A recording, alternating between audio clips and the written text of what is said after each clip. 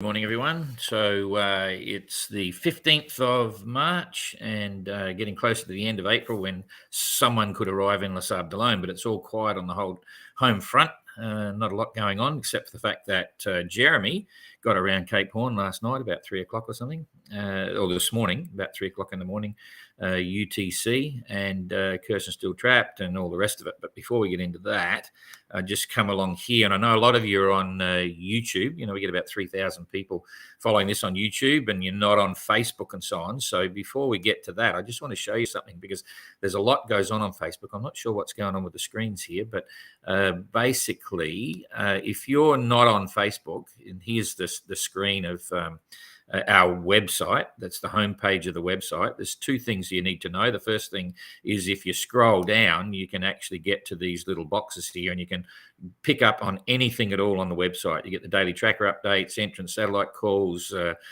film drop lives, latest news, all that sort of stuff. But here's the important one that some of you may not realize. If you go on to live, forget about the live tracker, go down to day by day. I don't know whether you can see this, hit that.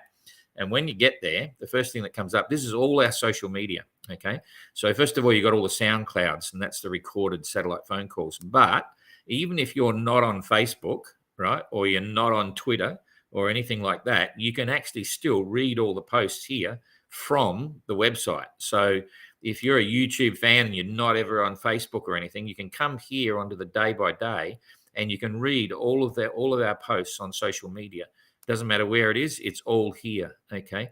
So you don't have to subscribe to Facebook. You don't have to subscribe to Twitter. You can do whatever, and it's all copied back on here.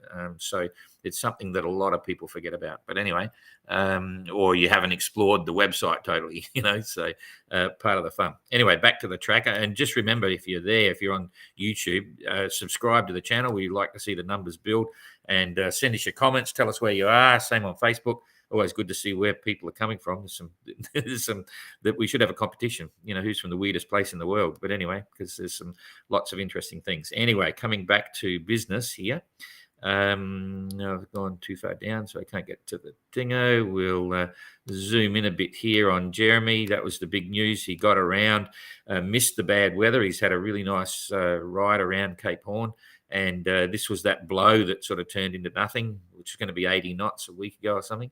That's the situation with the weather. And we had a good chat with Ian yesterday, explained about his challenges trying to fix his mainsail.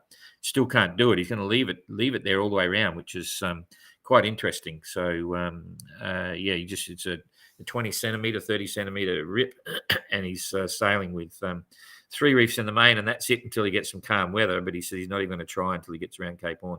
But let's wait and see. Anyway, for now, he's doing 3.7 knots. It's been a little bit light, and when you got 3 reefs in the main, you don't go fast. So he did 96 nautical miles in the last 24 hours because he did have a fair bit of breeze.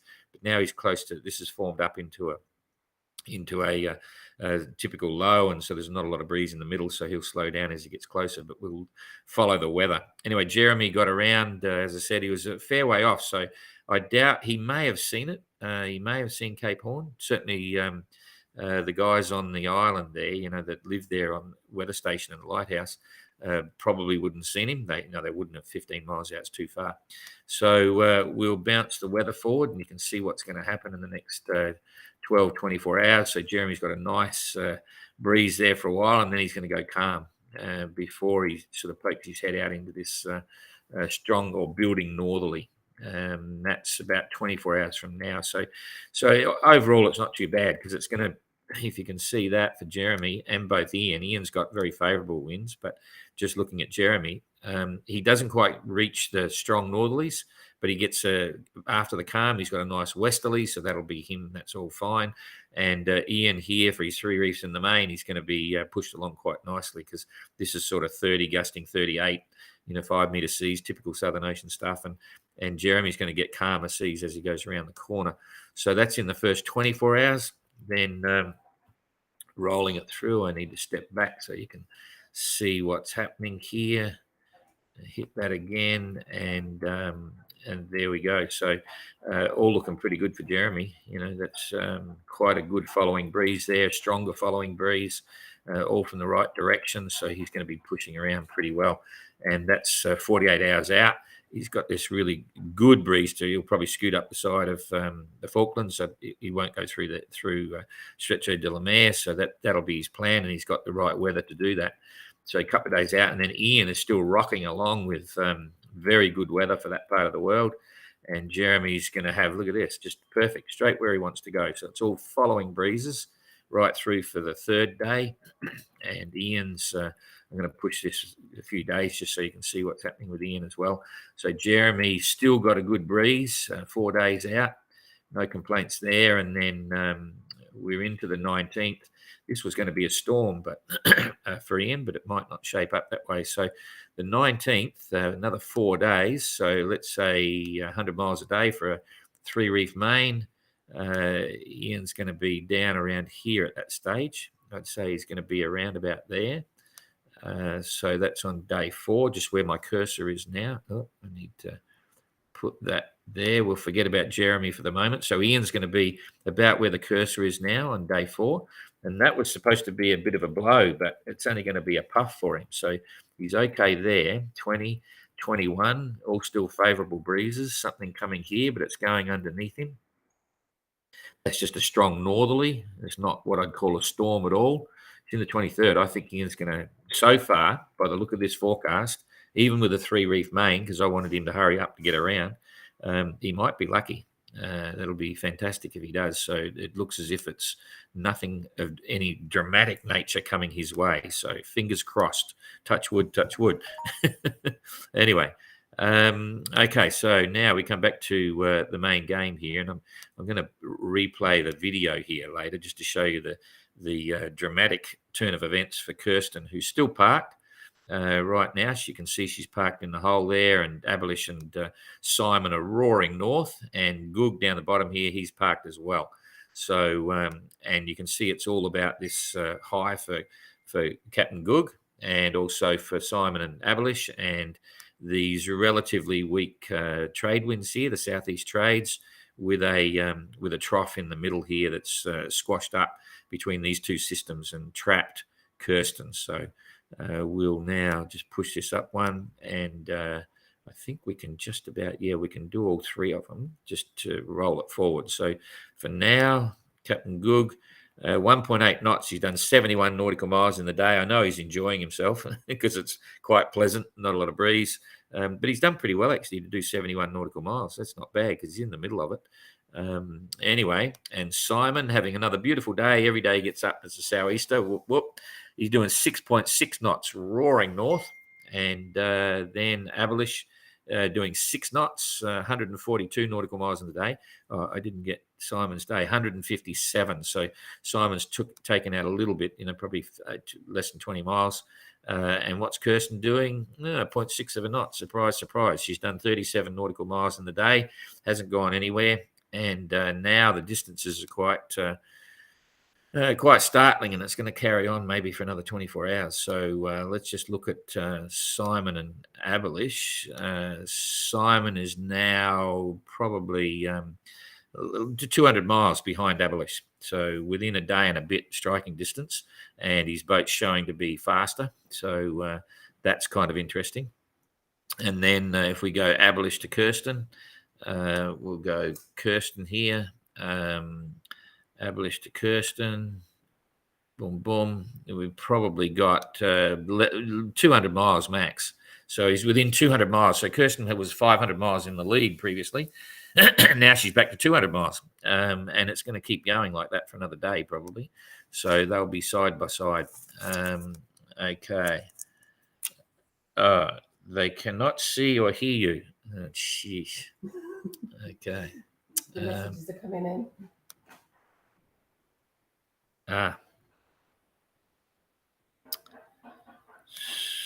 Solo on.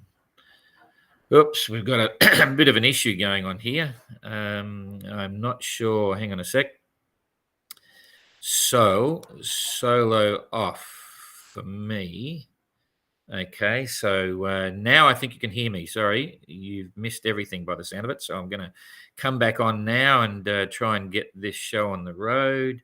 Hopefully, you're listening to me, and then you've got the tracker. So, Georgie, can you just confirm that that's Yes, they can hear me now. Okay. So I had a wrong button press, so you missed a lot. So I'm going to bring you back online, and we'll start again from what goes on here. Sorry about that. That was all very exciting, and half of you probably disappeared by now. So sorry about that. Okay, so what have we got? Well, we've got Ian down the back here doing 3.7 knots and did 96 miles in the last 24 hours. Still sailing under 3 reefs in the main because of the little tear at the back. He was discussing that on his SoundCloud today in the report. It's a 20 centimetre to 30 centimetre tear right on the leech.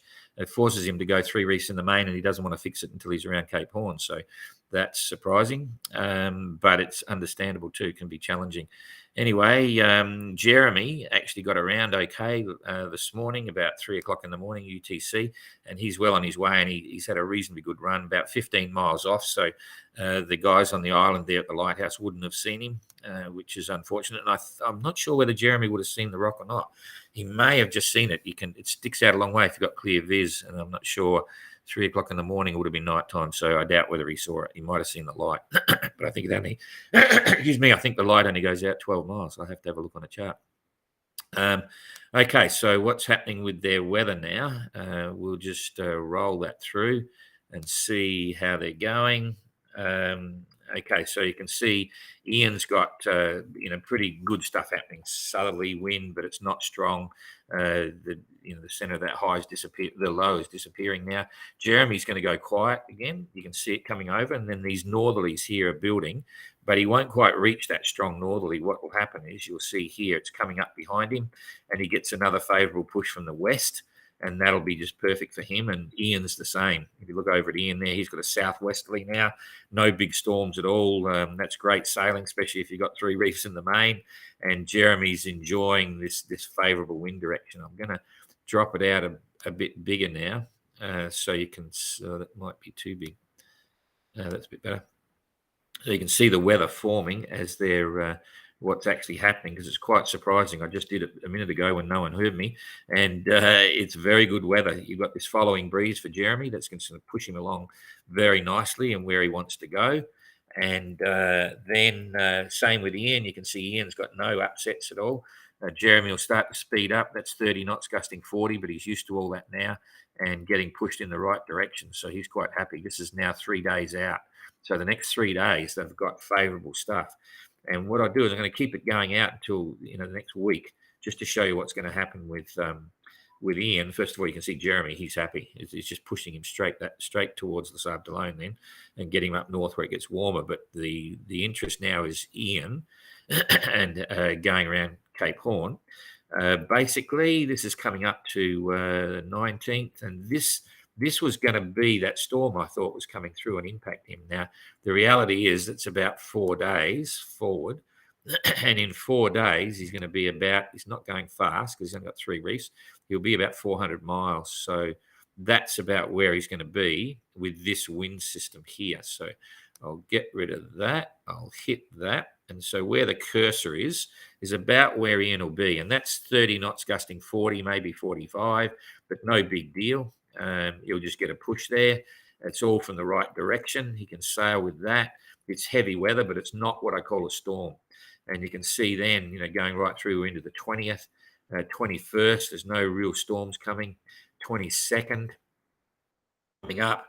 Again, you got this blow here, but it's going to go underneath him. That's just a northwesterly wind. That's all good for going around. So Ian's just going to have all the way around to Cape Horn, if this weather forecasting is correct, nothing but typical Southern Ocean stuff, no extreme storms. And remember what I said about Captain Coconut when he went around. He had 3 big ones in a week, and all of them were over 60 to 70 knots, in January. So Ian's got something working for him at the moment. Anyway, back to reality. And here we go with Captain Goog and Kirsten and Simon and Abelish. I think we can just see what's going on here anyway. But first of all, Captain Goog stuck in the center of this high pressure system. So doing 1.8 knots. I can't read his bits, 71 nautical miles in a day. That's pretty good considering where he is. I know he's pretty relaxed on this. He realizes there's not a lot he can do about it, and this center's moving around a bit, so it's still going to influence him for a while, but he'll eventually get out of there. Simon, happy as, if you listen to his SoundCloud, he said every morning he wakes up and finds a southeasterly. That's the best part of the day, and this has been going on for a week. So Simon's hit the jackpot with the weather. He's a good sailor, yes. He's got a great boat, yes. But this big gain has all been about the weather. And sometimes he's had bad luck, and now he's getting some good luck. And that's the same with all of them. But I'm just pointing it out. That's the reason he's going so well. He is moving faster than Abelish. Abelish is doing 6 knots, done 142 nautical miles in the day, whereas Simon's done 6.6 knots and done 157. So Simon's taken out a little bit more on Abelish.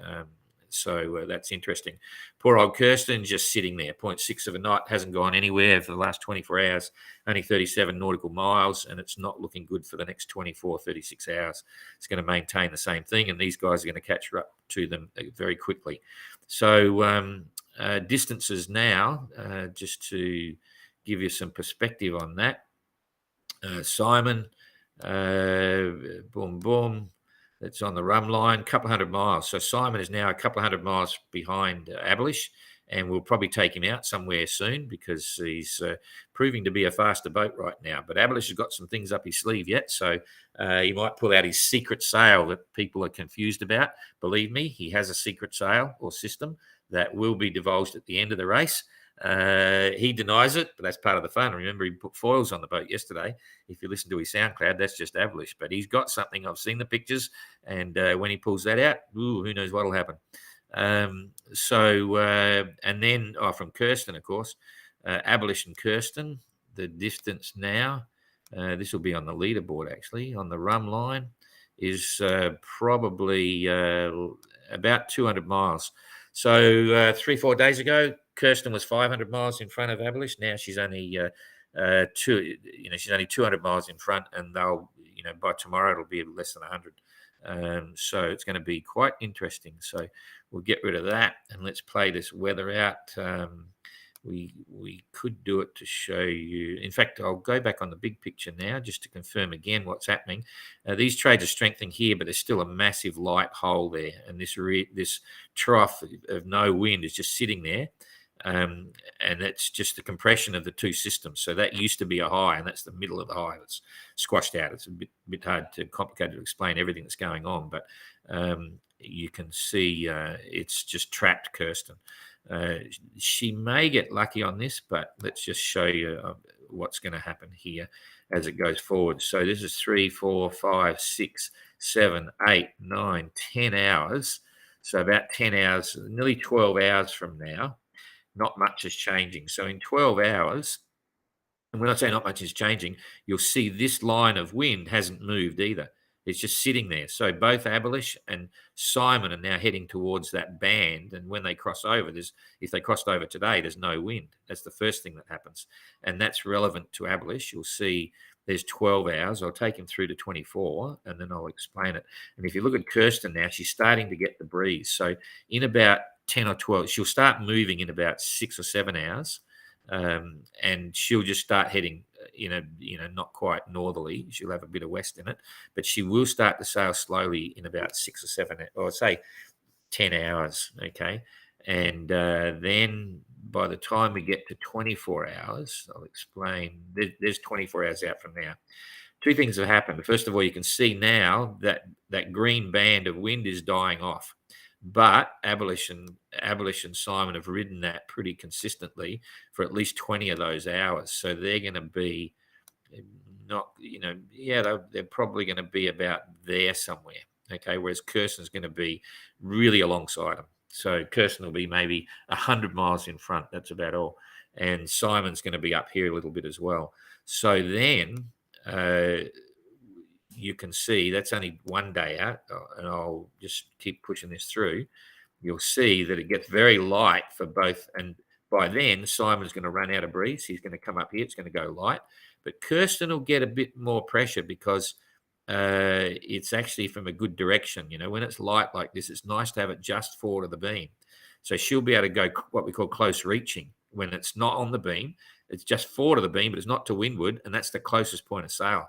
So she might pick up to 5 knots, and she may start to take back some of that the ground that she's lost. But how long will it last? So let's just watch this.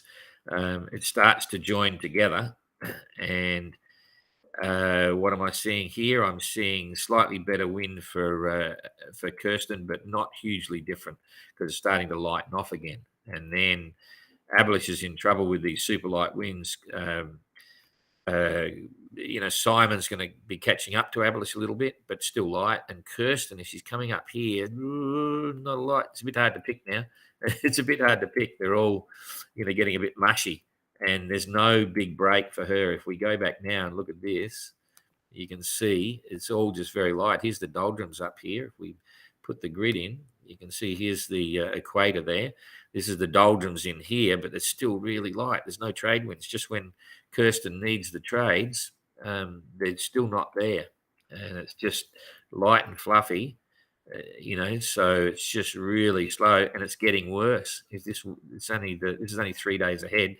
These forecasts, when they're like this, are usually pretty accurate because they're not being driven by a pressure system here and a pressure system there to change. It's just an overall sort of trend. So it's entirely likely that this is going to be real, and it's going to be very frustrating. Light winds for all of them, just fluffing around, and this is going on for days. So it's definitely going to be a late April arrival for the fleet, whoever's up there first. So that's about all I can really say there. There's the 20th. It's 5 days ahead, starts to kick in, and then it's going to be fun. So sorry about that little blank bit there for a while. I don't know. I realise now what I did, but anyway, sorry about that. And we'll see you tomorrow. That was a long one. Bye for now. I meant to put this in first. Boom.